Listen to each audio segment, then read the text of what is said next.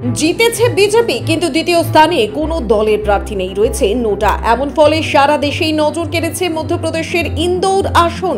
এই কেন্দ্রে 10 লক্ষেরও বেশি ভোটে এগিয়ে বিজেপির প্রার্থী, তার নিকটতম প্রতিদ্বন্দ্বী নোটা। সারা ভারতে যেখানে প্রবল ধাক্কা খেয়েছে বিজেপির বিজয় রথ, উত্তরপ্রদেশের বিরোধী জোটের কাছে পিছিয়ে বহু আসনে। মহারাষ্ট্র, হরিয়ানাতেও ধাক্কা খেয়েছে, সেখানে মধ্যপ্রদেশে হাসি ফুটেছে বিজেপির মুখে।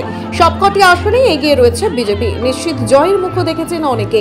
এই কেন্দ্রে বিজেপি প্রার্থী শঙ্কর লালওয়ানি এখনো পর্যন্ত পেয়েছেন 12,26,751 ভোট। তার নিকটতম প্রতিদ্বন্দ্বী নোটা। এই কেন্দ্রে নোটা এখনো পর্যন্ত পেয়েছে 1,18,674 ভোট। কিন্তু এখানে নোটা এত আসন পেল কেন?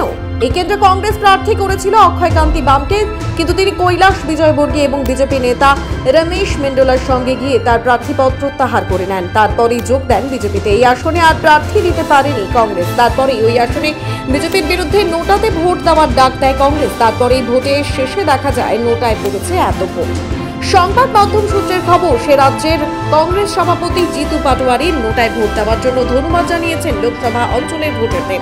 বিজেপির অর্থ শক্তিকে জবাব দেওয়ার জন্য নোটার ব্যবহার করা হয়েছে বলে জানিয়েছে কংগ্রেস।